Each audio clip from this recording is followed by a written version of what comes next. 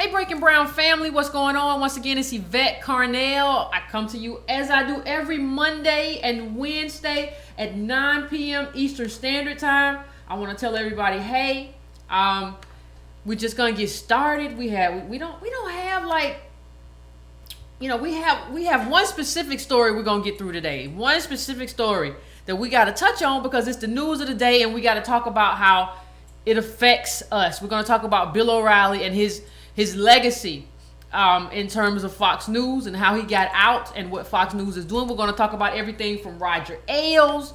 We're going to talk about everything. And I want to tell my people on Facebook, if Facebook goes down at some point, just hop over to YouTube, because Facebook doesn't do what YouTube does in terms of it just goes down. YouTube don't go down. So if for whatever reason, if this feed goes down, I need you to hop over there. If you all are watching on YouTube, I want you to subscribe to the channel. We're close to, not there yet, but we're close to 20,000. So please, get us over that mark. Just even if you can't do anything else. If you want to get my newsletter, you can get that by going to breakingbrown.com. Once again, that's breakingbrown.com. And you can sign up for the newsletter. That's $2 a month. And every week, every Sunday, I send you a newsletter with news of the week that I ran into that I think the Breaking Brown family should be aware of. So that happens every Sunday. If you haven't already signed up for that, sign up for that. Hello, everybody. Hey, Ricky. Hey, Darjay. Hey, everybody, who's saying what's up. If you want to just donate, go to donatebrown.com and you can make a one-time donation. You can also go to breakingbrown.com, make a cyclical donation where you donate 3, 5, 10, 25, whatever you can donate every month. If something happens, you can always suspend it. It's not anything where you're going to have to wrangle with me to get your money back. I'm not going to fight.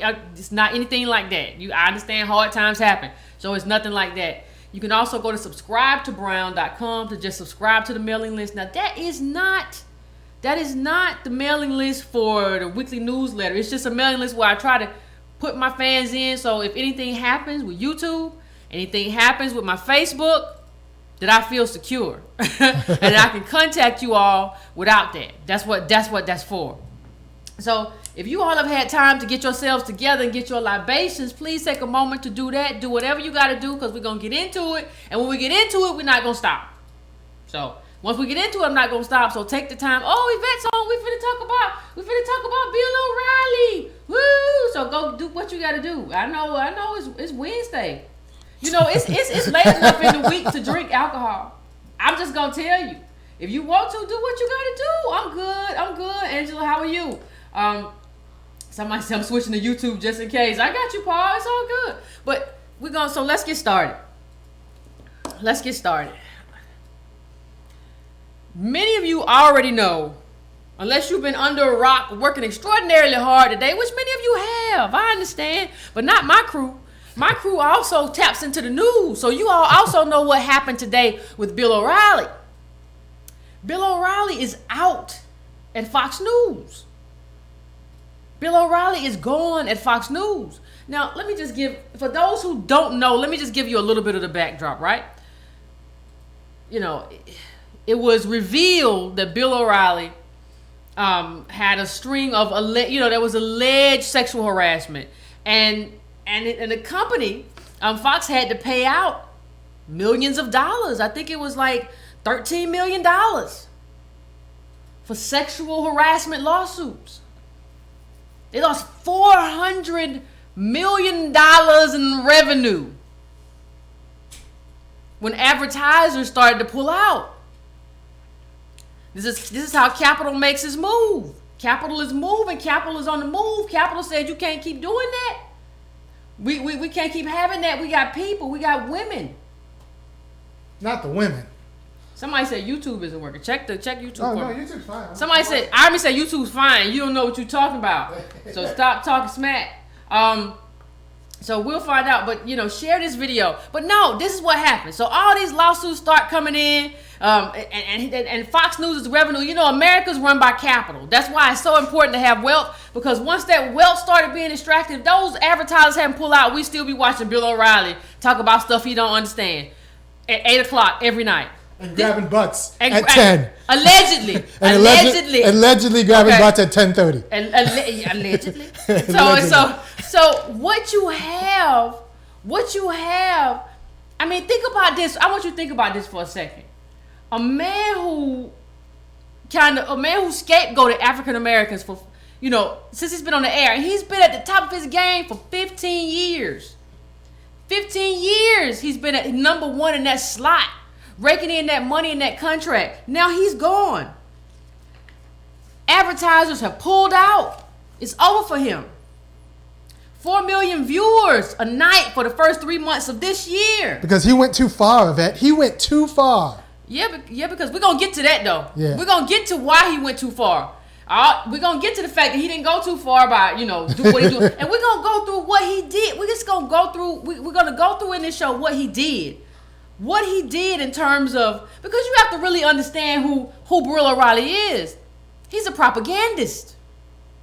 Like his whole job in terms of what he does is to make, whether it's liberals or whether especially us in terms of a group, his whole job is to make it like it's black people's fault.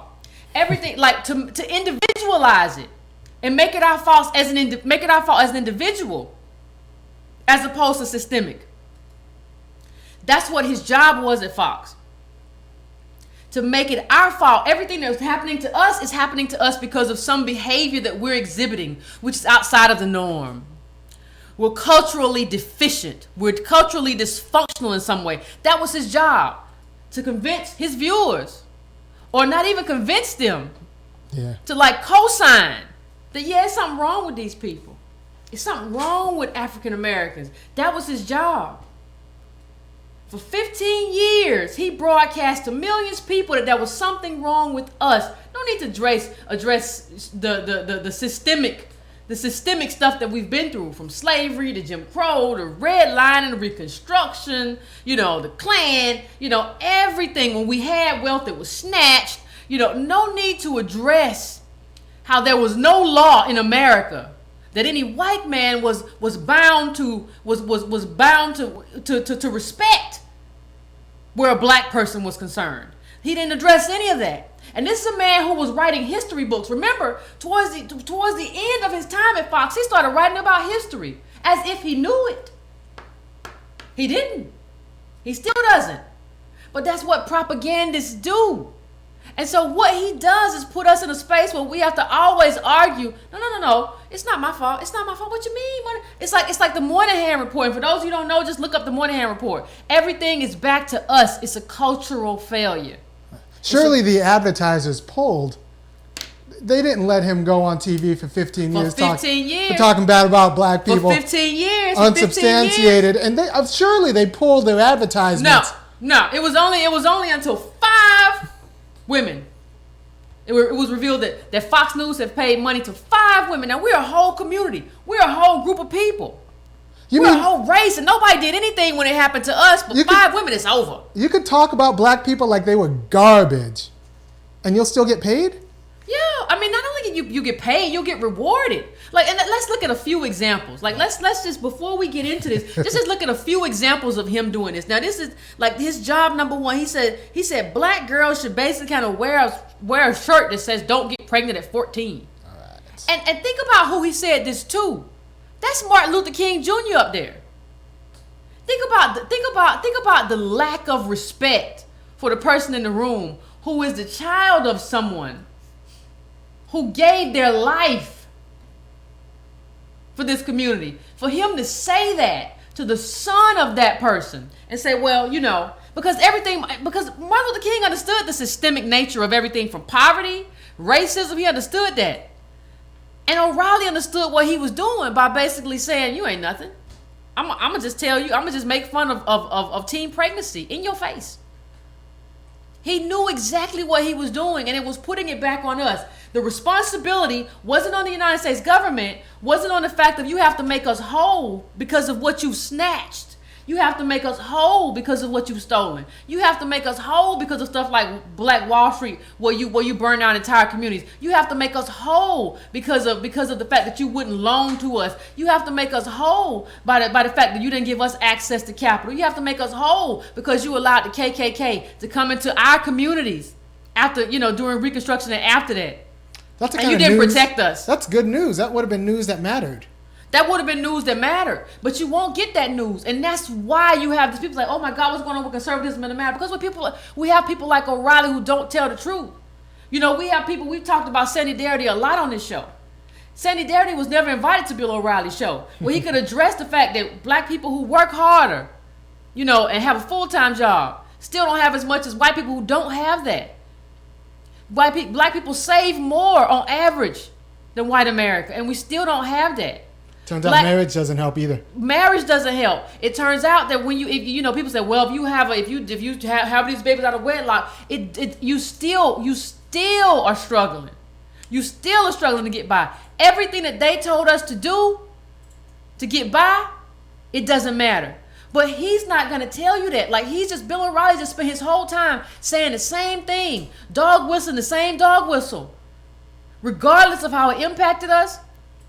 And I think he wanted to do that. Like, he got a degree from Harvard. I can't believe he's slow. He's not the brightest apple in the barrel. He's no genius. I know that. But I don't think you knew it. He knew exactly what he was doing. He knew what he was saying to MLK Jr. And what he said was false. There was a study came out from the CDC that showed that the teen birth rate among African American girls had plummeted, right?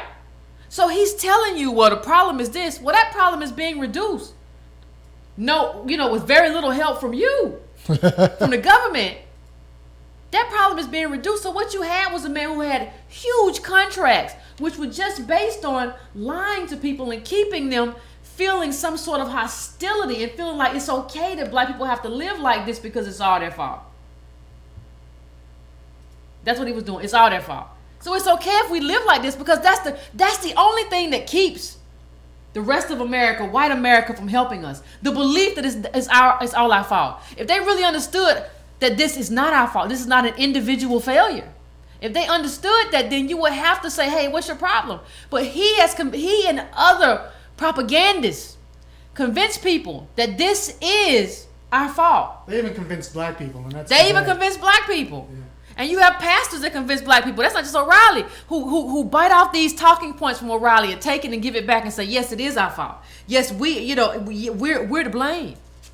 And so I think we have to talk about, we talked about the last few days about Lovey and all this other stuff, right? And we've also talked about how other people mask. It's not just this person. Other people mask black failure in America.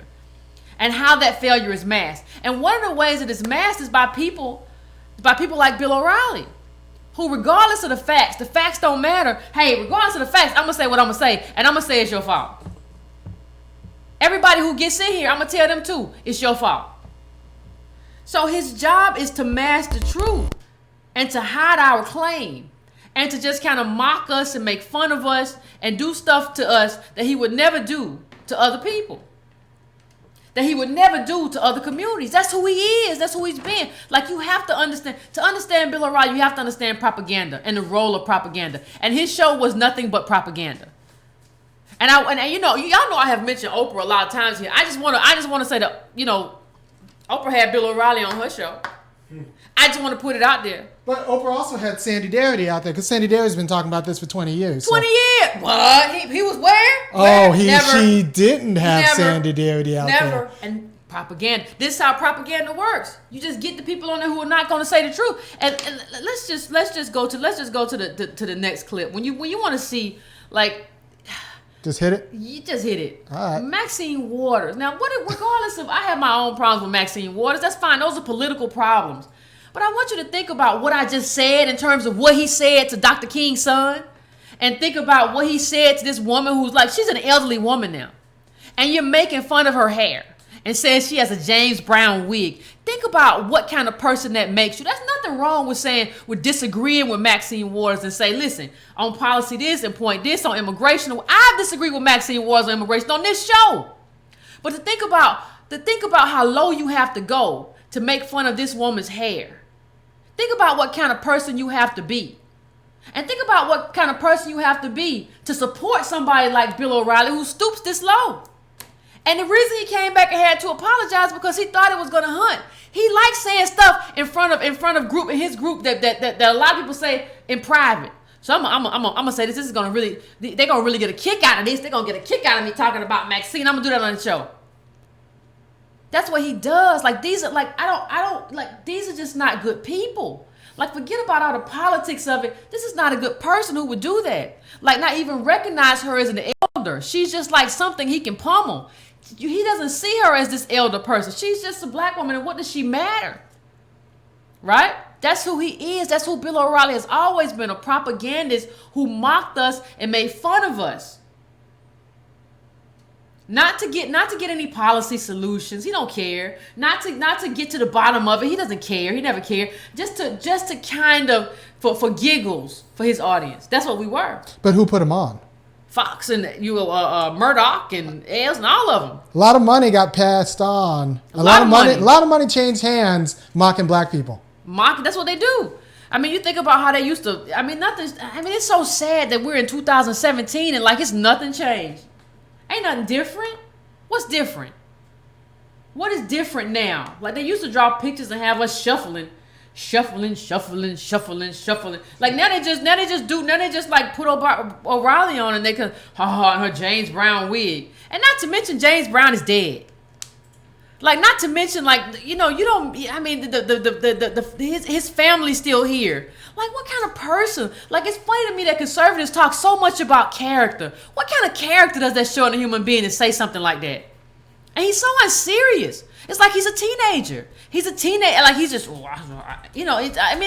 it's really kind of ridiculous. And I think I just want to go to what I want to bring home is how intentional all this was. So you look at him saying the first clip, said black girls should don't get pregnant at 14, even though the data says differently. You look at that first clip, and he said it to Martin Luther King Jr.'s son. You look at that second clip, right? You look at that second clip, and he was talking about Maxine Waters, who, regardless of what I think or feel or the problems I have, is very well respected in the black community. So you just make fun of her for giggles too. And then the whole Mark Lamont Hill. Remember when he compared Mark Lamont Hill to a crackhead? This is now who Mark Lamont Hill is actually a PhD. Yeah. You know what it takes to like do that? Army's working on that. Yeah, actually, if Mark Lamont, if you're watching on this show. Come on out to Athens. It's an hour away from Atlanta. I know you're at Morehouse. We'll have you on. You and Yvette. It'd be fantastic. We'll chop it up. Chop it up. But you know what it takes to be a black PhD, right? I know exactly what it is. That's what I'm saying. Yeah. Like you doing it right now. Yeah. Like and then he comes on your show and you compare him to a crackhead. Well, you was kind of skinny like a crackhead. And it wasn't just about being skinny. You know what it was. Everything he does was about diminishing and demeaning us in front of the people who were watching his show, in front of his viewers. And I don't see how the right always tries to, we're Christians, we're concerned. This is not a Christian thing. This is a scapegoating thing. He had to go through much more than you went through. You went to Harvard from being a teacher to Inside Edition to Fox. How do you go from like a tabloid show or whatever it was to Fox? Like you didn't go through what he went through. And then Mark had a great comeback. He was like, yeah, you look like a cocaine user. And just Rush Limbaugh got pinched, yeah. Yeah, and all of this, and let me just say something, because I'm trying. All of this that's happening right now is to mask our claim. Like everything that O'Reilly is doing, everything that's happening right now, everything that we've talked about in the last few weeks, to mask our claim, to mask our claim to this country. That's all it is. And when you look at it, the whole history is not just of him saying we're wrong. It's him saying that we're degenerate.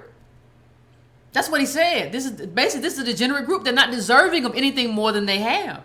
I mean, think about what he said in terms of clip number 4. You got clip number 4 where he said basically we wear tattoos on our forehead and we're ill prepared to have jobs because we wear these tattoos. when Trump was talking to him and Trump was having a conversation with him about the new black deal, he said, well, you can't hire them. They have tattoos. What he's doing is laying the foundation for Trump not to do anything for us. So that white people will understand when Trump does nothing for us. Well, what you gonna do for them? They got tattoos on their forehead. They're ill-equipped, ill-prepared. As if even if we are, like, that's our fault. Yeah, exactly. We come from slaves, and you never made it right. You never made us whole. You never made us the same as a white person. Even though it says that we're not 3/5 anymore, we really are.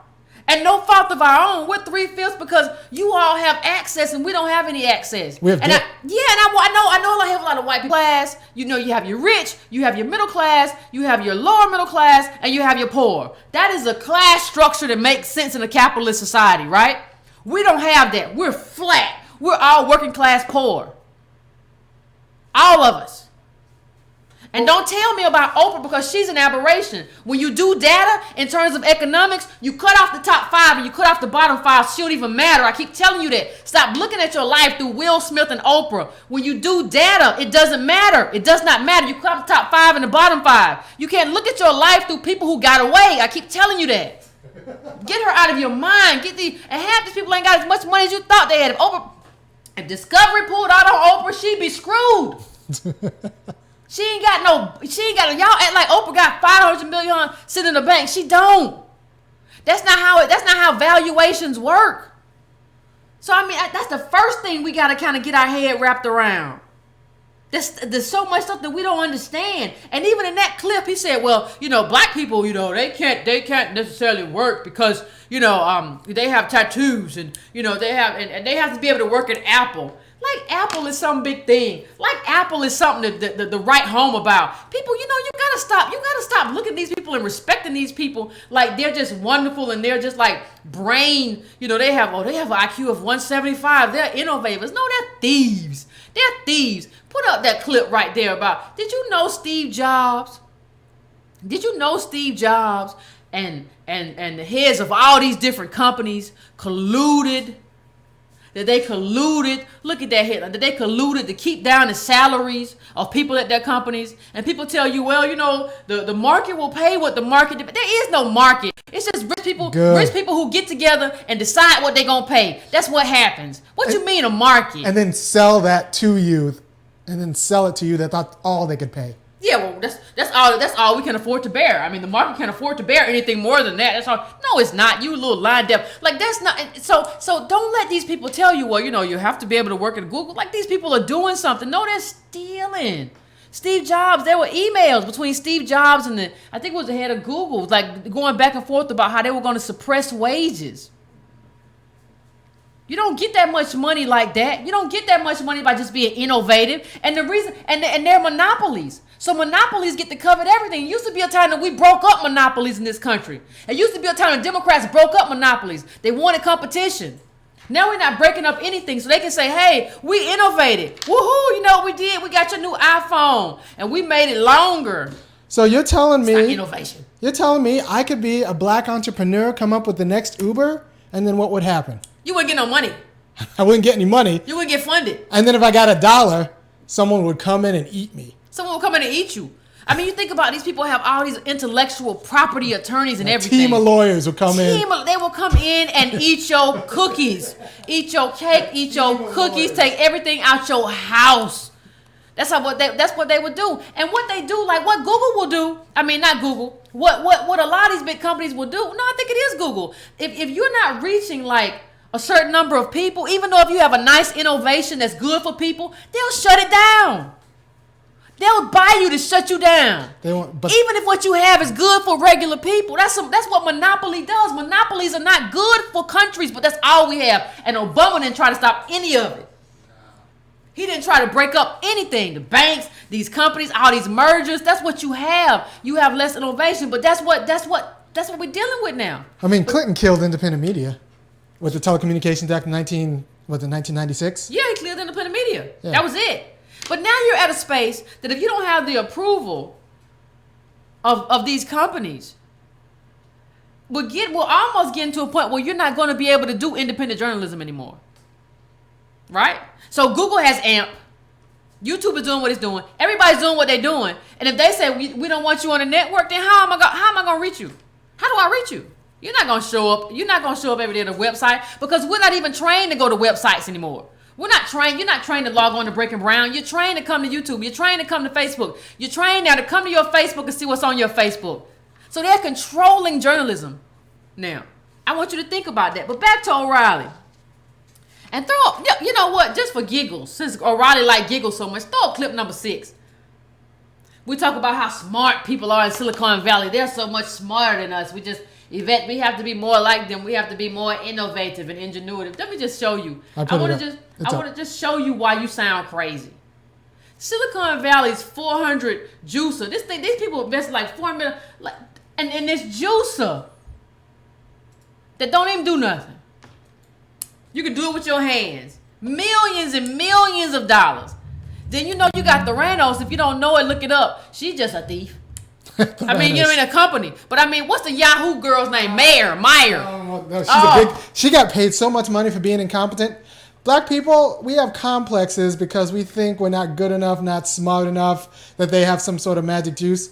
Melissa Meyer was incompetent, and it didn't matter because she had the right pedigree, and she just kept getting paid year she was blonde and small. After year after year, looking like she needed a sandwich all the time. She was blonde and small, Marissa Meyer loved it. They loved her. She was talking about how she was mediocre by every standard. But she was talking about how you have to work all the time, and people love that. You got to work all the time. You got to just be at your job and fall asleep. Okay, I'm coming. I'm coming, boss. I'm coming, boss. What kind of life is that? What I keep telling people all the time is this is a first world country. I ain't supposed to be nodding off at work. I ain't supposed to be working 7 days a week. They don't do that in Switzerland and Norway. They don't do that nowhere else but here because y'all crazy enough to do it and crazy enough to let them get away with it. I want to go on hikes at the end of the day. I want to take a nap sometimes. I don't want to just be there all the time. You know, in some countries they have tea time. Like the Netherlands, they have a tea time. You know that, Army? I didn't know. They got a tea time. And the tea time ain't the same as the lunchtime. It's 2 different times. It's 2 different breaks. So I could go and have tea. And then I could have my lunch. I ain't got to be in no cubicle with somebody coming over here and breathing over my neck and you telling me, no, that's the hard work. No, that's crap. You can't spend no time with your family. You can't even make a long phone call. What's wrong with y'all buying into that stuff? And it's just, you know, it's just kind of crazy for me that these few, and it was a black woman eventually, but she came late, so she don't count. She said that Bill O'Reilly, she said, let me just say, it's so funny. She said, it's not funny, it's awful. But I'm just saying it's funny. It's funny after the fact. I hope she gets paid. It's only funny because I hope she gonna get her money. Like if they paid them other people $13 million, I hope you're gonna get your money. So this is why I'm gonna laugh. Because it's so ridiculous, man. He said it was like she alleged that he would be like, ooh, hot chocolate. What?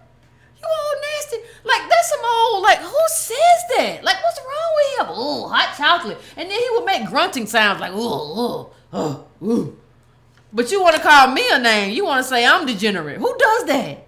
He's a 50-year-old man. Allegedly. He's not some 22-year-old. No, like calling somebody hot chocolate. He's your boss. I hope you get $5 million just for somebody walking up to you telling you hot chocolate and grunting. Don't nobody want to hear you grunt. What's wrong with you? Like, what kind of a person are you? What you doing? It's what money does to people. Make them just, they can do whatever. Well, Trump said to do the thing that I can grab your cooch crotch. Yeah. That's my president you're talking about. Oh, I know. Don't come for us. Don't come for us. We ain't trying to come for nobody. We're trying to do our thing. But what I want to say is this. You know, it goes back to less than a dozen, and we're going to go to phones in a minute, but I just want to say this. Less than a dozen white women caused this man who would think about $400 million in ad revenue this man had made recently. This ain't no over a lifetime. And it only took less than a dozen white women to get that to go away. And I want you to think about what that means in terms of race versus gender. He been scapegoating us forever. We've been scapegoated for 15 years. For over 15 years, and it was fine. No matter how hard we complained, Nobody said anything. Nobody pulled an ad. Nobody did anything. Nobody said, if you don't change your ways, we gonna pull our ad. Nobody did anything. But when white women complained, it became a problem. And so much of a problem that these people got rid of their cash cow. That these ad people, ad dollars, got out of there. I'm gone. I'm finished. So what that should tell us is that in terms of race versus gender, they're not the same. I know feminists have tried to, white feminists especially, have tried to convince us that race and gender were all in the struggle together. Oh my God, don't you see?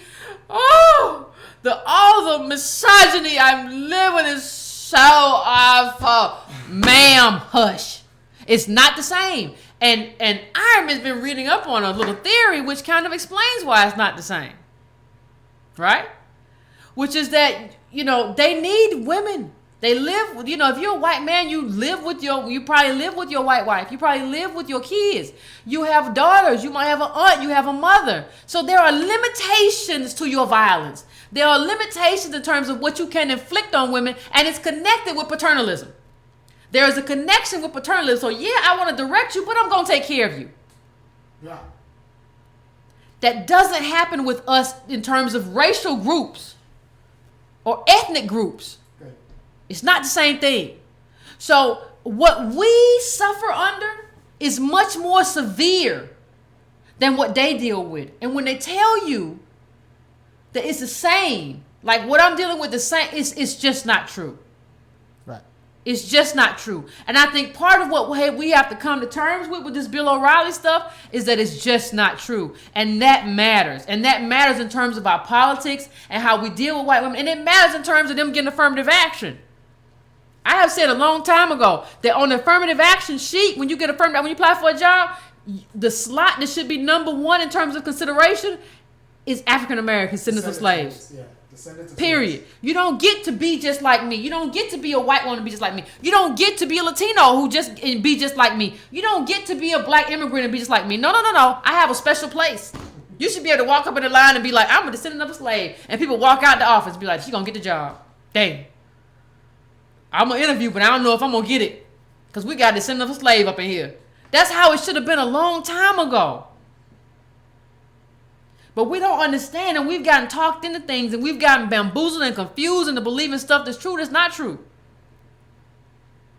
You think, what's her name, Meyer of Yahoo? Yeah, Melissa Meyer. Melissa Meyer of Yahoo is like you? How much money she walk away with? You know Ironman. How much money, when she got a golden parachute when she left, how much for just being a failure? Just a failure. But nobody wants to talk about how she's a failure. She was just a failure, failed at everything. I don't know I can't tell you whether or not she failed intentionally or whether she failed by mistake. I can't tell you that. But only thing I know is that she's a failure. Ooh, $23 million. That's a lot of money for screwing up every day. $23 million. She got $23 million. Now you want to tell me that this woman is just like you. She got $23 million in her golden parachute. That's how much you get for getting fired. She gonna fly away. That you get fired. That's how you get fired. She get fired with $23 million. Now we both know that some people in the audience have gotten fired before. Have you ever gotten $23 million when you got fired, black people? Let me know. $1 million going, $500,000 going, $100,000 going, $100. Did you get $100? Or did you just get shown the door and hope that you would get unemployment? And you ain't do nothing. Like, y'all gotta read up on Marissa Mayer. Like, what she did was just, oh my God. And nobody wants to call her out for that. Oh, what she did. She was awful. She was awful. And I think somebody said we must stop chasing their American dream. Black people need to live below. Yeah, we gotta live below. We gotta, but I agree. We gotta live below. I mean, first we gotta understand that we ain't got no means. Stop trying to chase stuff, labels and all kinds of stuff. Y'all done lost your minds. But I want to go. I think we have to understand the hierarchy, and I think to understand the hierarchy, we have to understand where we are and where they are. You still up there, because that's still your husband. That's still your daddy. You talk about men, but that's still when you're a white woman, that's still your husband, daddy, brother, uncle, nephew. Right. And they can't ostracize you but so much. The theory is there's a limit to the violence and the degradation because of the codependence between men and women. Yep. Whereas with other out groups, other minority groups, like when you're not useful anymore, like there's no limit to the violence. There's no limit to what can happen. We see people exterminated around the world through ethnic violence. That was a great in what you showed me, that paper. That was a great section about people who've been exterminated. Like that's violence against other ethnic groups. You can't do that to gender groups. You can't do that to your sister. You can't be like you can't do that. You're not under that kind of threat. What they're basically saying to you is, well, I know what's best for you. I'm going to take care of you. That's not what they're saying to us. Okay, that's a difference. And you have it better. And I don't think anybody, we haven't had a whole conversation about how white women have it so much better than black people. It's because they've come to us and said, we're the same. We need your affirmative action. No, you don't need mine. I mean, come make up something of your own, but you still should come after me. You didn't have chattel slaves. You just weren't able to vote, but you were still living in his house. Just because you weren't able to vote doesn't mean you weren't living in his house. Doesn't mean he wasn't your husband. Doesn't mean the shopkeeper and the business owner and the person who wore the hood was not related to you. The inheritance. And you didn't benefit from that. When he died, who got the inheritance? Don't worry, I'll wait. You talk about you didn't benefit. When he died, who got the inheritance? Men and women live longer than men. When he died, you got it. But you want to act like you ain't get it. Well, I just want to be able to get it for myself, but you still got it regardless. So, I think one of the things, the last thing I want to bring up is something interesting that I kind of feel like we haven't paid enough attention to. I kind of feel like what Fox News does, like Fox News after the Roger Ailes, remember Roger Ailes went first with all the allegations against him. The former head of Fox News, and now O'Reilly. What I kind of feel like, actually, is Fox News is trying to have it both ways. They're trying to say, we're going to change our culture, but they're using women at their networks to snag male viewers. Put that up for me, all right? And then just go through all of them. All right, there's one. Check that out. What is that? Why do Those I are see, professionals. Why do I see so many legs, though? There's a lot of legs in that video. Why so many legs? And they look like they baby oil down. They got sleeveless shirts on. Everything shaved. Everything. What are you doing? I mean, listen. All networks to some extent engage in this, but Fox takes it over the top. What is this? What is this? Hit the neck. Just keep it. Hit them. What you doing? What you doing with your foot? Like, this seems to me, am I the only one? Am I the only one who sees that this seems like the culture of Fox right now? To just hire these people and squeeze them into like little sausage them into, squoze them into stuff, and then have them on there. And what you're trying to do is just to get like these male viewers, like these old white men, to be like, hey. It's at 8 a.m. And you're this is the culture of your network, though. Like, this to me seems the culture of your network. I don't see, like, correct me if I'm wrong, but I don't see how this is anything but the culture. Like, you got bit by what you did. You set women up for this. You did that. You said this, and then when somebody was squeezing, you like, what you do that for? Why you didn't set them up to act like God? It's like a music video, ain't it? Like, hit it. It's like a music video. Look at this. What are you doing? It feels like I just want somebody to run behind a gold chain. These don't seem like that. It don't seem like these is like journalists, but that's the way Fox likes them. Blonde and thin. Fox News, listen. I think they're trying to have it both ways. I think they're trying to do, I think they're trying to use these women to get their demographic, which is, older, a lot of white men. I think they're trying to use that. I think that's what they're trying to do. I don't see anybody changing the culture. And what I want to say is that I don't think this is just about O'Reilly. This is not just about O'Reilly in terms of an individual. This is about the culture that y'all have set up over there, where y'all got women who look like they about to go to a beach party and shake their boobies and move their girl. That's what y'all got. What is she doing with her thigh? Put that up. What is she doing? Please put. What is She's giving the people what they want. Obviously. All of it. She's giving all of it. What are you doing? Child. Oh, my word. Give the people what they want. And the sponsors didn't pull for this. They didn't pull for that? What's she doing? Oh, your skirt too short. Where's your mama? Your skirt is too short. Oh, here go Megyn Kelly. Oh, you know that was the start before she left. Megyn Kelly got the heck on and got a better contract. But look at Megyn Kelly. What Megyn Kelly got on, y'all? What's she doing?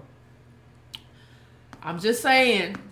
You know, people need to take Megyn Kelly seriously. I don't know why people. I don't know why they won't take her seriously. What they won't take her? What's she doing?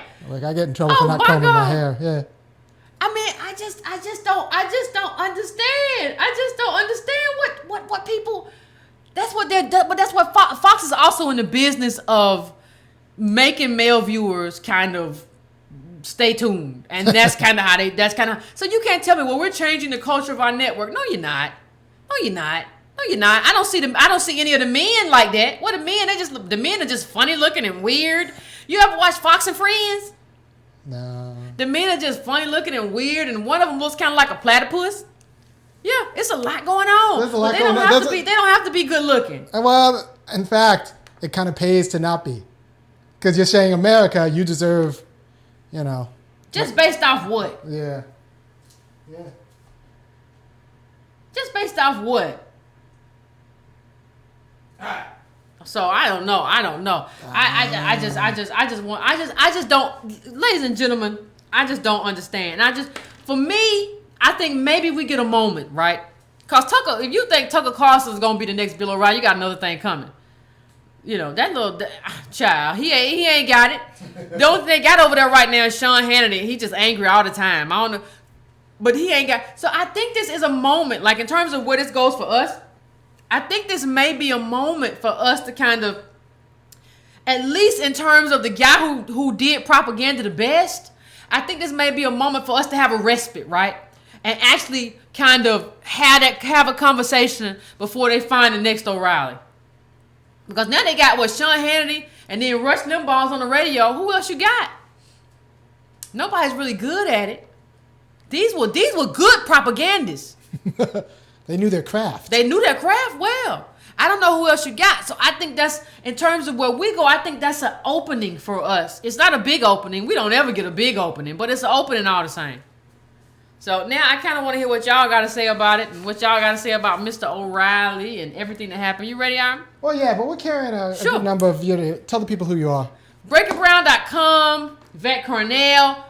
You all, if you're watching on YouTube right now, hit that subscribe button and hit that bell. Hit that bell real hard so that you get notified whenever we go live. Because I'm going to try to do more quick hits soon because I got something that I couldn't get to and I really want to get to it. And I'm going to try to do that this week. So hit the bell so if I go on live, you'll know it. You can also go to Donate Brown to donate if you like what me and Irony are doing here. And you can subscribe to the newsletter at breakingbrown.com every week, Sunday. I give you something. I give you the articles that I kind of ran into through the week that I think you need to know about. And black people, tell your friends. Yeah, and put it in your groups. Submit this to your group. If you're in a group on Facebook, like the Facebook group, something bit me. I think you need to put it in there and have the discussion. Right. And you can tag me if you get caught up. I'll come in and fight. I got no problem with that. Tell your friends, tell your listservs. Like, this is independent black media as good as it gets. A black politics that's adequate to our problem and our need. So tell your friends, send this around to your listservs. You know, send this link to your book club or your sewing club, whatever. Tell your people. Yep. So we ready to go to the phone, Jedi? Yeah. I just want to know. Go. Do you want to give a shout out to the sisters? Who that? Well, I'm just thinking maybe they're not. Maybe are they holding up their? Because I'm just saying 66% of Yvette Carnell's people are men. I'll say it. Tell me when I start lying. You ain't lied yet. You ain't heard. I ain't one lie yet. I never heard one lie yet. Not one lie yet. 66% of Yvette Carnell's viewers are men. And somebody said something to me about that. Like, yeah, where the sisters at? You're not representing. I had a whole episode last week about a black woman who was pregnant and got the shaft in every way, even though she tried to work 2 jobs. What are you talking about? Like, what are you talking about? That I don't represent black women. I don't understand what that means. It sounds narcissistic to me for you to say something like that to me. Because why? You don't hear yourself every episode. I don't know. That person was just like, I am unsubscribing. Well, you ain't even gotta tell me. You ain't gotta tell me when you unsubscribe either. You can do it by yourself. That's what lets me know you're a narcissist. You just out here. Like, come on, man. I cover everything. But the whole incarceration thing is important, and that has been mostly men, so I do focus on it a lot. It's a really big deal. Putting people in cages is a big deal. I discuss other stuff too, but that's a big deal. Why don't you think we should focus on that at all? Well, I don't understand. Whatever. So, now listen, I'm gonna tell y'all something. One more thing before we go to the calls. I understand. Some of y'all have been complaining about me not cutting people off enough, so I'm just ripping people tonight. But let me just say something. I kind of feel, listen, something happens to me when people call and they don't make sense. And it's my fault. But when people call and they don't make sense, I kind of feel like, have you ever hit a cockroach with Raid and watch how he was just kind of stunned and he didn't know what to do, like what hit him? He didn't even know it was poison. He was just like messed up. You ever hit that mug with Raid and he messed up? Like, that's kind of how I feel when people call in. Like, that happened to me in the bathroom yesterday. Like, he was just in there. Like, maybe if I stay still, she won't see me. But I see everything. So I got him. So my whole thing is like, sometimes my brain goes in a loop. Like, when you call and say something strange, like we should be Ninja Turtles and live underground or whatever, like, it don't register for me. So, we're going to let Aramis Triggerfinger take from before I put on the number. The number's up. We all had, previous calls. So Aramis cleared the line. So now you can call in, because I have people always complaining, every time I try to call in, I can't get in. But you got, some of the same callers be calling in, but I can't never get in. So I don't know what's the problem, because I can't never get in. We got one more open line. So now we're full again. Okay, now we're full again. So now you can call. Hopefully, I don't want you to complain about not being able to get in, because I cleared the line of our regular calls. I love y'all too, but I just wanted the other people to be able to get in too. Hello? How you doing? Hello, can you hear me? I can hear you. Okay, praise the Lord. I'm going to say this real quick because I don't want to be cut off. So I have a lot of things to say to you that may help you. There's a book that's just been released called Killers of the Flower Moon. And it's about how the whites integrated with the Indians and started robbing their wealth in Oklahoma. These were the same Indians. These were the same Indians that also had black slaves. So this is going to be very interesting on the line of what Dr. Claude Anderson has been talking about. I believe if you could get your director, the doctor, he can go ahead and he can swing, because this is going to be a major movie. They're going to turn this into a major cinema. I believe that you can get on this for reparation. I sent you a book. You should have it tomorrow. I sent it to Boyce Watkins at Washington, D.C. at his event tomorrow. What? So I ask that you read the book. And I know with the brother. Hold on, brother. I'm not at that address though. I'm not at that address though, my brother. Like, you gonna email me at editor@breakingbrown.com, because I ain't been in DC in a long time, brother. I ain't been in DC in a long time. So email me at editor@breakingbrown.com and I'll give you an awesome address, because I'm not gonna get that book to read because I'm not at that address. No, we're working on that PO box though. Yeah, we are. We'll give it to him, but I don't know where he got DC from. Yeah, we're gonna keep going. Hello? Oh, thank you, Yvette. Hi. Hey, how you doing? I'm good. I just wanted to let you know, on my Mondays and my Wednesdays, which is basically prime time, I'm tuned into Breaking Brown. It's thankfully 2017. So, essentially, you are my Cosby Show and my 60 Minutes combined. And if you think about it, the Cosby Show is only 30 minutes and minus commercials, right? Yeah, that's true. So sometimes your show goes on for 2 hours. Yeah, like 4 Cosby shows. Praise Jesus for the internet. God bless everyone at Breaking Brown, and I do donate. And I just want to say thank you, and God bless Yvette and Iremy and the intern. Thank you. Thank you very much. Thank you. Thank me and Iremy and Matthew, the intern. Thank you. Matthew's been working hard around here. Y'all got to give Matthew a shout out. He's been working real hard.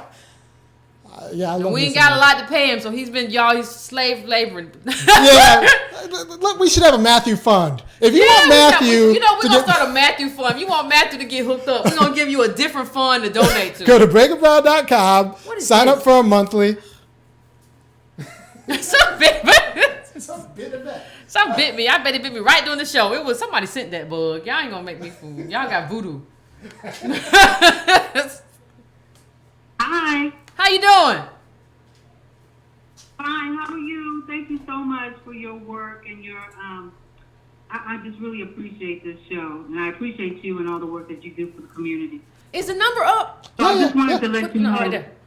I work at Fox Studio, one of the major ones, and what you see on television is the conservative Fox. It's far worse for the people who are not on camera in terms of the women. They dress like they're going to a club. And that's when I decided that that's the culture of that particular company. But I also wanted to ask you if Khalif Broder is something that you want to kind of break down in terms of how the system failed him, if that's an area of discussion that you would like to have in the future. No. Thank you so much. No, thank you. Thank you for the call. She was talking about Khalif Broder. And basically what happened to him, he was arrested for doing something that he didn't do. He was innocent. He was kept in jail for a very long time. New York, this is like New York Rikers.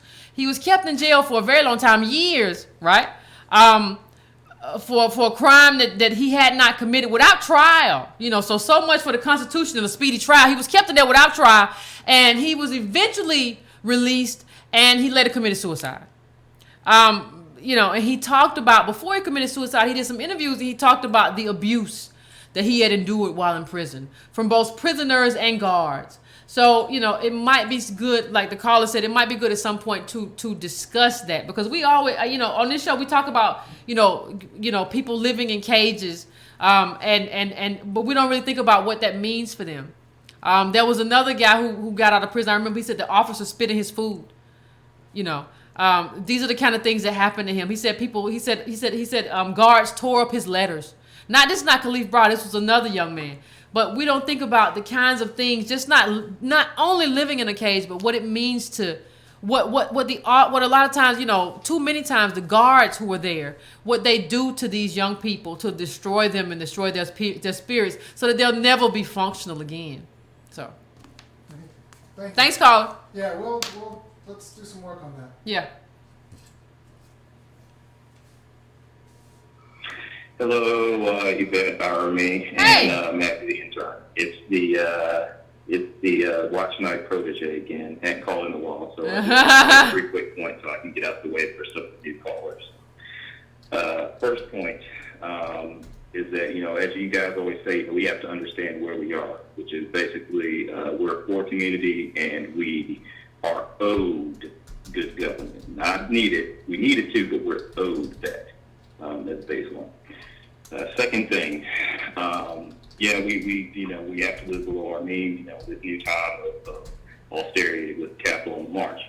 But in doing that, we have to understand that that's only surviving. That's not thriving. So that's not going to get us to where we need to be. So I just don't want people to fall into thinking that it's like, okay, well, do for self all over again. Yeah, make sure you're stingy with your pennies, but also know that that's not going to get you ahead. That just maintains. And third, but not least, is that we have to stop skipping the work. What do I mean by stop skipping the work? So many times I have the conversations about what you guys talk about every Monday and Wednesday night with other black folks, descendants of slaves, and also those few black immigrants from Africa or Caribbean diaspora that want to have the conversation with me. And what I find is I start getting into all the data that you, Irony, lay out, that Antonio lays out, and then they want to skip to, well, what's the answer? And it's like, well, we can't go to the answer yet, because when I give you the answer, you're not going to understand what it is. You've got to have a context for that answer first. Yeah. So, exactly. And if we don't have that context, we don't understand what this government is. What we're going to do is we'll go for certainly the solutions and things, policy things that you guys have pointed out, but then we don't have the ability to think about what are some other good policies that we should have. And so then it's easy for us to fall in situations where we're sold policies that may look good, but we haven't really teased them out through that context, through that logic that you guys have laid out for us through the data, and we'll end up choosing stuff that doesn't work for the community long term. That's true. So we'll end up going towards, a situation where, we can just end up right back into for stuff where, you imagine you have a house that's on fire, and instead of demanding for the fire department to show up, that's true. we focused on why didn't the person use the garden hose? Oh my God, yeah. Well, thank you. Solve the problem. Thank you. Thank you, Carl. Thank you, Carl. I appreciate it. Analogy. That was great. That was a great analogy. Like, that's what we do. Like, if somebody, you be like, well, the house caught on fire. Well, why didn't you get your hose? You got a hose. What do you mean? Like, it's worse. It's worse than that, though. Somebody set your house on fire. Yes. It's not just like the house caught on fire. Somebody set your house on fire. Why you always going to the government fire department for help? Yeah, why y'all going to the government fire department? Why you didn't use your hose? Why couldn't get to my hose? You never asked why somebody set the house on fire. What we going to do by the person set the house on fire? Like, that's not a problem. If somebody just set my house ablaze, like, we're not going to get to that. And I think it's kind of an inferiority complex. I think as black people, we have to, as African Americans, descendants of slaves, I don't want to just say black people. I think we have to walk through that door of not feeling inferior. So I want to thank the caller of the watch party. I want to thank you for calling in. I think Amy got you, but I want to thank you for calling in all the same. Quick finger over there. But I'm always valuable. You're always valuable. He's trying to move through a bunch of calls tonight. Yeah, that was a great analogy. People have been saying they haven't gotten through, so I want to try to get as many people through tonight as I can. Hello? How you doing? Hi, Yvette. Hey. All right. My name is Tom. I'm from Rancho Santa Margarita in California. Okay. And no, I'm not white. So, and also I'm a vet, and I watched your show, and a lot of you guys have to say, but you got to really say to like people that are watching when you say propaganda, that it's a political thing, and it's a way that political power works. And if you say propaganda, and people have a thing about messing with black people, then that's how it is. And that's how, like, political action works. Set messages out there. What? What work? Oh. You know how you say propaganda, and then propaganda is basically like government putting out information to people for a political view. So, and I would say, like, when they put out propaganda, it's to make us look like we're worthless. Yeah. And it's our fault doing things. You can try to tell, like, okay, that's how it works. And when we say we need political action, you can basically, like, say, all right, if propaganda is a negative way, and we as black people, when we get say political, we can say, okay, we can put our message out there all the time, but we don't have those apparatuses because you the institution, in 1996, the television thing. Yeah. That we don't have those kind of. No, you're right. We're going to move through, but I want to say a few words. There's a great book on how propaganda works. It's called How Propaganda Works. You got that book? Yeah, I do. Okay. By Jason Stanley. Here's the deal. People, in a liberal democracy, in a big authoritarian government, propaganda works because you have like this minister of propaganda who just like controls the TV. In a liberal democracy, propaganda works in a different way. Propaganda works by omitting things that you want omitted. For example, in that last analogy, propaganda would work by not telling black people that, like, we know who set your house on fire. Like, propaganda works by omission. It's by omitting black history. We believe you set your own house on fire. It works by omission. It's by omitting black history. It's about omitting the nastiness of contract housing, of redlining, of, like, the degradation of slavery and of generational poverty, and actually generational wealth that creates wealth. And generational poverty in black communities that creates just more poverty. It works by omission. So it's not so much what they're telling you, it's what they're not that's fooling and distorting like our vision of reality. No, that's true. Go ahead, Iron. So just so you know, in a liberal democracy, propaganda works by omission. All right, next call. I already know them books. Hey guys, How you doing? what's going on?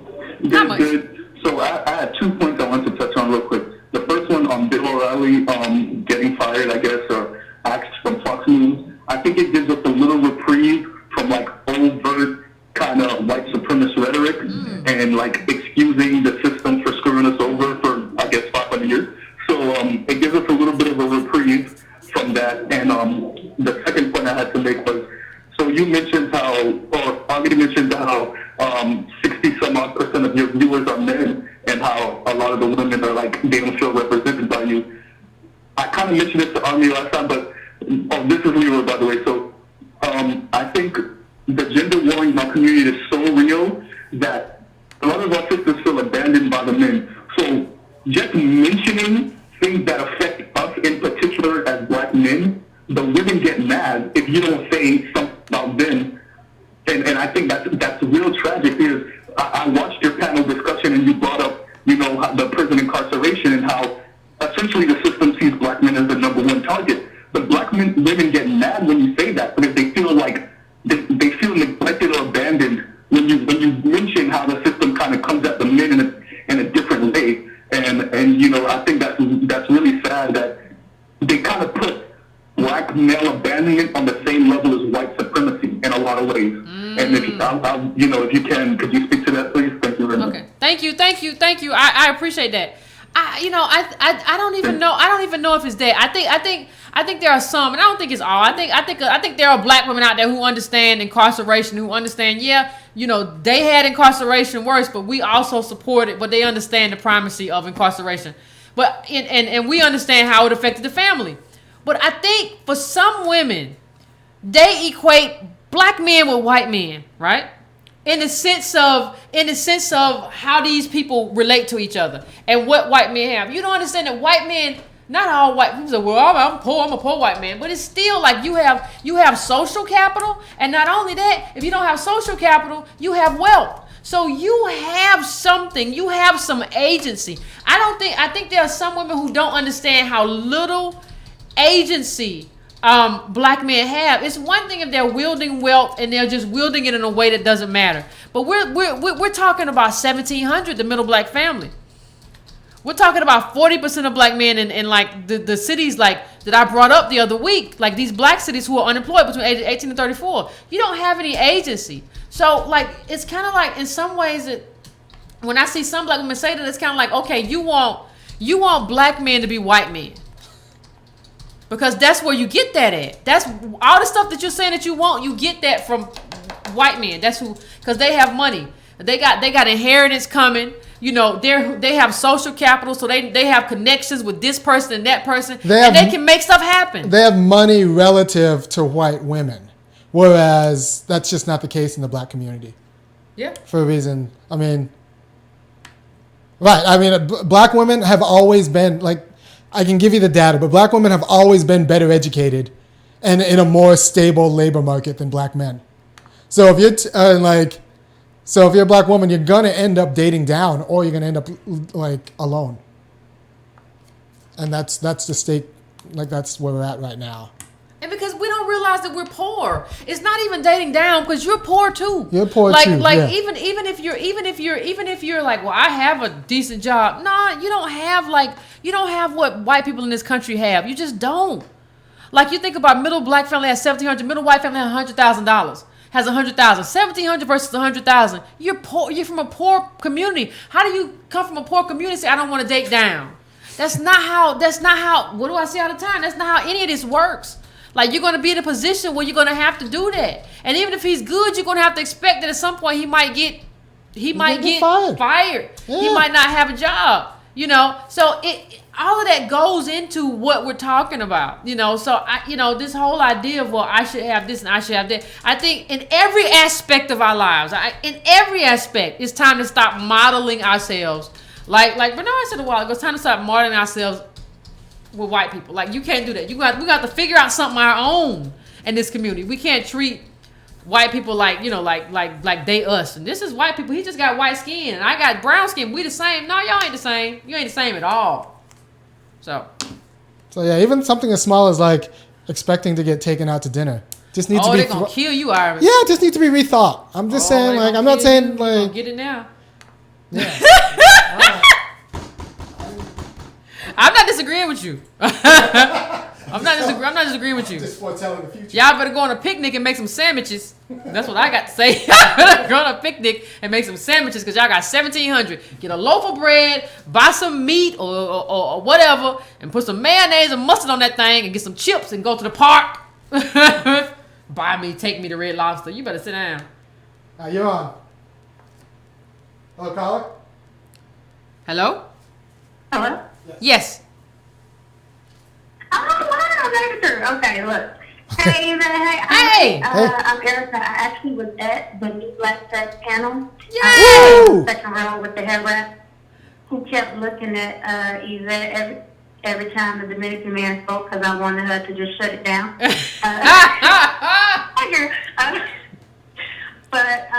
So a couple things.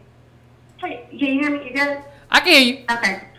Couple things. So I keep missing the live version of the show because I work all the way in Washington Heights and I live in Brooklyn, so my commute is long as hell. But I'm so glad that I was able to catch it tonight. I love the dialogue. I'm a millennial, and so I've been having these conversations in my activist and artist circles. I'm originally from Chicago. I do work with several grassroots organizations there. We do police and prison abolition work, and we try to be very balanced in our address of black men. And black, I mean, this is a flex, let's be very clear in terminology there right now. We do prison and police abolition work. I have been very frustrated about the calls that you've received in the past couple episodes that want to tear down Tracy's comments about how she views economics and prison through black women's role in it, right? Like, okay. I absolutely am aware and read hella books on, you know, the fact that incarceration is, by and large, like, there is no competition when we're talking about the rates of incarceration with black men. I think that people should read and like rewatch the panel because there was no saying that black men don't matter. In fact, you addressed that and you addressed it beautifully. There was a question about how we can see the effects of incarceration in our community. And her position was like, hey, we can see it very clearly with black women this town. Yeah. And you said, also, I think we can see with black men this town. I need people to have comprehension skills because that's what a breakdown is. Yeah. Right? And so even with irony, as much as I love you, respect you, and I love that the show isn't about consensus, it's about conversation and proper analysis, I would take a more intersectional view. It's difficult for me to swallow saying like, oh, well, the real target is black men of all this oppression and black women are just a tool. Because for me, it eliminates the fact that we are affected in very different and gendered ways. And I do not want to dismiss that and further relegate women to just being a tool. For me, that's that's a too simplified analysis. Because when I think about race, and I mean, we talk about a lot, slavery and all of these effects. Like, there were things everything is gender specifically for both of us. And so I don't want to eliminate that conversation. And I'm trying to get y'all women subscribers up because we do need to be in this conversation. And I may get a bunch of men who's going to come after me and be like, well, she hates men too, blah, blah, blah. But that's not what this is. I do think we need to be having this conversation together and talking about the different ways that we're affected by the same issues because they both matter. It's not an either or, it's a yes and. Well, honestly, I thank you, caller. I appreciate it. I didn't read the panel that way either. With the professor on the end, she was talking about the black professor on the end, black woman, who basically, brought up black women. I didn't read it that way when she said that. It was an and, it wasn't an or for me. She was saying black women and black men, and I can get that, and I was with that too. It's black women in terms of what we were talking about that day. So I didn't read any way that she was being in any way disrespectful or any way kind of downing black men. I didn't get that in anything that she said. You know, I didn't. So I agree with you. I would agree with you on that. And I don't think black women are just tools. I mean, everything from eviction. I mean, we talked about the black woman last week who tried to work 2 jobs. Uber, yeah. Yeah, tried to work 2 jobs, tried to take on Uber, and she was working as a household. She was working as a home, you know, as a helping the elderly people, and she still couldn't make it work. And because everything in her community, because she was poor, everything in your community is set up for you. Like I keep saying, the engine of the black community runs on black failure. So it's not to say that black women are tools. That's not what I'm saying. I'm saying but I'm saying that in terms of viewing life through white feminism, it kind of gets you in a space I don't know if you need to be in. I think if you're gonna do feminism, you gotta do black feminism. You gotta see like white patriarchy as the thing that holds down, you know, black people, especially black men, to the point that what they can't do for you, what you want them to do for you, because white patriarchy is holding them down. So that's what I'm saying. But I don't view black women like, we're all victims here. It's just a matter of degrees. So I don't view black women as just tools. We're all victims. It's a matter of the degrees. It's a matter of who they go after first and how they go after them. Right. So that's kind of what I say. And I think, you know, when you look at Shonda Rhimes, look at Oprah, I think they, in terms of black politics, I think they kind of deliberately are confusing us. And I say this as someone who watched Oprah for years. I don't say this as someone who feels like they're better than. I watched this for years until I figured out I don't think this is good for my politics. It ain't good for my politics. It's not. I'm not saying you crazy. I was crazy. So it's not. I'm not trying to elevate myself. It just is what it is.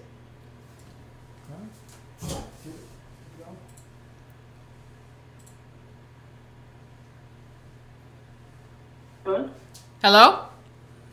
Can you hear me? Yes. Okay, my name is Ty, and I watch your show. And this is the thing. I watched Bill O'Reilly, and I saw how much damage is already done. But this is the catch I feel today. As you watch the show, the man was gunned down.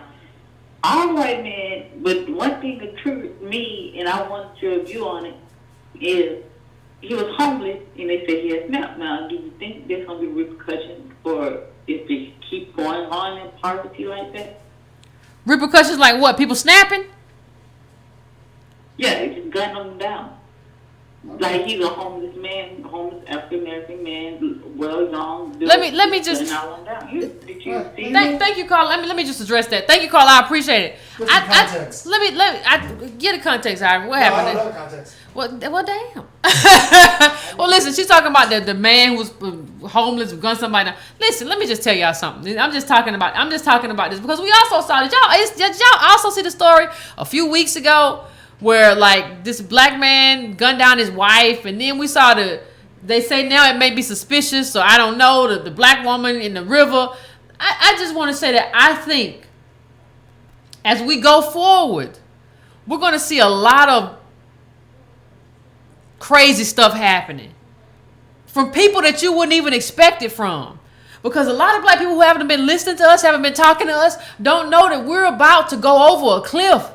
They haven't been fucking. They say I don't have to watch politics. I watch Scandal. Or for men, I don't have to do this. I watch football. And I ain't got time. I gotta keep my scores and see what Steph Curry doing. For that group of people, they're about to run into a brick wall. And the sad part is they don't know why they're running into it, right? So I don't know what happened with this man, but a lot of people. I remember the story where he was gambling and he lost all his money. A lot of people about to run into something because America isn't to us what it is for other people. And you have a lot of people that don't pay enough attention to know that it's not for us what it is for other people. So they're going to be blaming themselves and wondering what happened and wondering what's going on and what they can do and what they can't do. And they're going to blame themselves and they're going to do things to themselves and other people. So the one thing I would say, if you're in our community, try to love each other, be there for each other, but be wary that a lot of people under this pressure that's coming. I saw a great article about how these rich corporate lobbyists are actually paying Democrats because they want Democrats. They like some of some of Trump's agenda. So they're trying to pay Democrats to come along with Trump in terms of That's how money moves, and a lot of people don't understand. Like this is about to happen, and we haven't done anything to ensure that it won't happen. So this is about to happen. So we don't really know what that means. So I just want you to be wary. So go on, next caller. Hello? Hello? Hello? Hey, I'm calling. Hey, Yvette. Hey, Ivy. Hey. I just wanted to address this issue about Bill O'Reilly and his role in promoting this propaganda. I think this need to construct a narrative that blacks are backward and docile and, lacking. It is the epitome of social engineering. And what happens is it promotes the status quo that keeps us perplexed, subjugated, and uncritical of our own predicament. Case in point, you always hear people say things, their analysis is, well, how come my parents came over here and they were able to pull themselves up by their bootstraps, or Africans come over here, why not African Americans? It's such a disingenuous narrative, and it speaks to exactly how you formulate it on your platform right now. Descendants of slaves are very particular in who we are over here. No one else has our history. And the fact that Bill O'Reilly is speaking to a 60% white majority country, the way this affects us with this narrative going on is this is one of these things. So when females are getting mad, that they feel like they're calling into your show and you're not focusing on them, they don't even realize the bigger picture is they need to attack black culture, African American culture at every. Yep. They don't like any of us.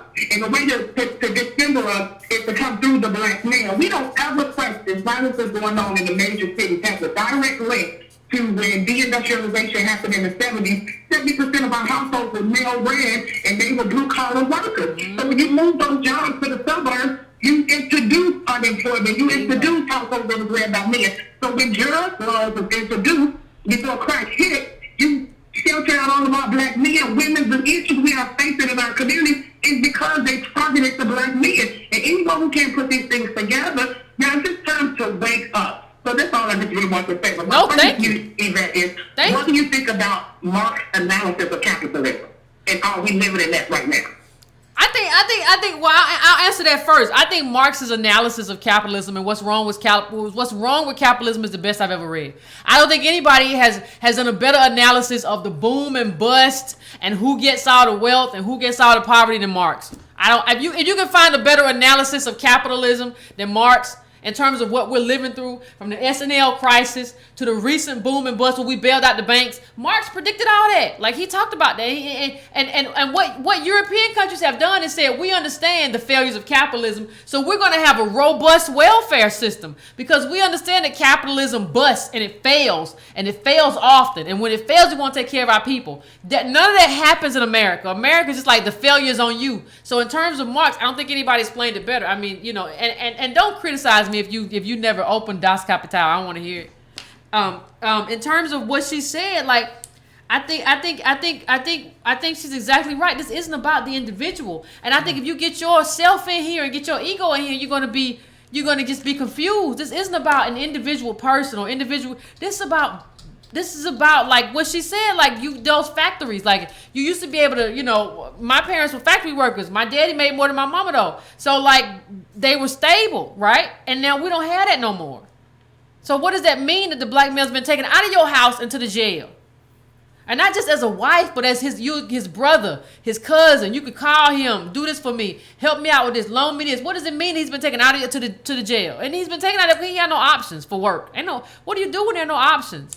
So, I think she's exactly right. I thank the callers for that call. Yeah, I think people underestimate actually the way, people always talk about immigrants come over, they do it in 2 generations or whatever. Look, slaves' entire culture was destroyed en masse. Yep. En masse. Your entire culture destroyed en masse. And then your whole image was reformed in the image of property. Property. You're a commodity. You stopped being a person and started seeing yourself for generations as property en masse. That's telling you that it's your fault that you think like property when like you just come from slaves. Like I think we blame black people for slavery in a way that we shouldn't, and it's a shame, and it's too bad. How you gonna blame me for somebody selling me and somebody put me in chains? How you gonna blame me for that? And then people don't understand what slavery looked like. People like, I love when people say stupid stuff like, well, you could have ran. Why you ain't leave? I would have ran. You don't know what you would have done. Do you know what it's like to run barefoot through Georgia? I live in Georgia. It's all in the South and all that stuff. You ever see them throw? You understand what? And then you still probably wouldn't get away. You probably, as a slave, has seen other people come back, right, get brought back, and get beat to death. And you gonna talk about, well, what I would have done? Come on, man. We were emaciated. All these pictures of us as big, strong people. We didn't even get much food. Yeah. You know how much you have to eat and protein to get them kind of muscles. Now they got all kind of products out for that. We didn't have that. Like, come on. Right. And then there's another thing. Do you know what happens when like you lose your grandparents? Or like you don't have stories of wealth and success and business and education passed through generations? Like, how many people know all four of their grandparents? Yeah. Yeah, I mean, like, just because life's been hard, so grandparents die early. Yeah. So like, you lose that cultural... Yeah, they die early because they lived a hard life. They lived a hard life. To no fault of their own. Like, you got this mug over here, drinking sweet tea. But your grandma been dead for 20 years. Right. I don't understand how you can be black and just not be like, you know what? Don't even talk to me. Yeah, don't even talk to me. I'm not well. What you mean you're not well? I never knew my grandmama. Yours left you $100,000. What you mean why? What you mean why I'm not well? You know why I'm not well. Which don't talk to me. Don't listen to me. You have traumatized me. By the way, Antonio Moore came out with a video today that I think people should check out. It's really good. Go to Tone Talks. Which one? Talking about which one? He just came out. It's like 15 minutes. Oh, the Trump. No, I don't. It was another one. I think it was yesterday. Was that yesterday? I don't know. It's 15 minutes long. He talked about kind of this. Go to Antonio Moore, Tone Talks. Look for one of the newest videos. It's 15 minutes long. Came out this morning. It's really good. All right, let's go to the next call. Somebody, who is this? You all love a bunch of get this tired person out the chat. Yeah, go on. Let's take. We're gonna let's take two more callers. You're on. Hi. So this is my first time coming across you. Actually, somebody was blasting it on Facebook, and I fired it up. For people like me who have spent like a lifetime in Christianity, and through the studying of slavery, actually came out of that bondage. Do you have, first of all, do you have a website or a YouTube page? And then what resources do you have for someone like me to try to, because I need to reach back and try to enlighten people about what Christianity did to us, and how not only did they allow it, but orchestrated the entire transatlantic slave trade. Thank you. I can talk a little bit about that. Oh, go ahead, on. Well, just a little bit. So we have to be careful, right? So white capital took away our businesses, it took away our schools, but it left us the church. It doesn't mean Christianity is bad, but it does mean that we should be very careful about the messages we get through our church, because the church has been assimilated to a system that might not have our best interests in mind. So, and we always assume that the black church looks like black liberation theology, and King came up through the church, and that's how it should be, and that's the way it always is. But we forget that, one, there's a reason why the civil rights movement was led by people who were so young, right? Like the old church people, they didn't want anything to do with King. He was just a troublesome Negro who was who was bringing a little bit too much attention to what they were doing in church. So you can't assume that black churches looks like, because that's what we need. Glad Jr.'s book. Yvette Carnell. Yes. I called you earlier. I'd like to add another layer to this. I listened to y'all from your inception. I really like and I share a lot. You keep talking about the prison system, and I'm going to go back to when I watched you at the Black Panel. Okay. I've got three sisters I love dearly. One of them went to VCU, another went to Virginia State. I like the hand signs and everything that professor gave, and she waved off the Dominican when he was talking about black people being incarcerated. She said she's had enough of it, and she went on to expound on how black women were holding it down. paying the cost for phone calls and meals, Sure. and how much it was costing for them. So getting back to what you were saying, they really don't understand the full weight of how these black people got here. But I want to add a different layer to it. The last 4 years, I've been watching public defenders across the South. Louisiana was a perfect state to get to. Underfunded by GOP state houses, having people locked up on a local level that cannot be represented by public defenders. These people are languishing in local jails for up to 18 months on petty crimes. And it's going throughout the South because the GOP have not been funding the public defenders. New Orleans, all over Louisiana, is spreading in South Carolina through Charleston and Charlottesville and all that area.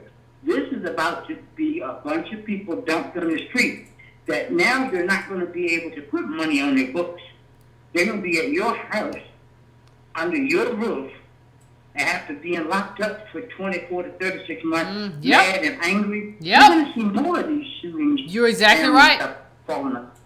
I'll leave it at that. No, you're exactly right. What they're gonna do, and I've been talking about, it's funny. Antonio and I talked about that. They're gonna get you to house, because you made the argument about money instead of about rights and about humanity. They're gonna get you to house this person at your house. So they're going to get you to house your brother, son, ex-husband, a husband, boyfriend at your house who's in jail, to wear an anklet, and just be angry at your house because of what's happened to them without giving them any resources, any treatment, or changing the justice system so they don't go to jail in the first place, so they get rehabilitation. They're going to be housed in your home. And so they're going to make you into a jail so that they don't have to pay for it. And I think that's going to have some serious repercussions because these people don't know. A lot of them, first of all, don't know what happened to them. But a lot of them, second of all, don't understand that this is not your fault. This is not their fault. This is the government's fault. And some of them can't even deal with the fact that, okay, it's their fault, but it still happened to me. So they're going to take that out on their loved ones at your house because we made it about cost. So it is what it is. All right, we can go. Your call. All right, Army. So I want to thank everybody who called in. I appreciate it. I think we got more calls in. We'll try to get more in from now on. I want to thank everybody who called in. Again, share this video if you can.